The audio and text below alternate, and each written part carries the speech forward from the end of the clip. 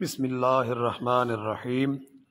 حضرت جابر بن عبداللہ انصاری رضی اللہ عنہما سے روایت ہے کہ آپ صلی اللہ علیہ وسلم نے وحی کے رک جانے کے زمانے کے حالات بیان فرماتے ہوئے کہا کہ ایک روز میں چلا جا رہا تھا کہ اچانک میں نے آسمان کی طرف ایک آواز سنی اور میں نے اپنا سر آسمان کی طرف اٹھایا، کیا دیکھتا ہوں کہ وہی فرشتہ جو میرے پاس غار حرا میں آیا تھا وہ آسمان و زمین کے بیچ میں ایک کرسی پر بیٹھا ہوا ہے۔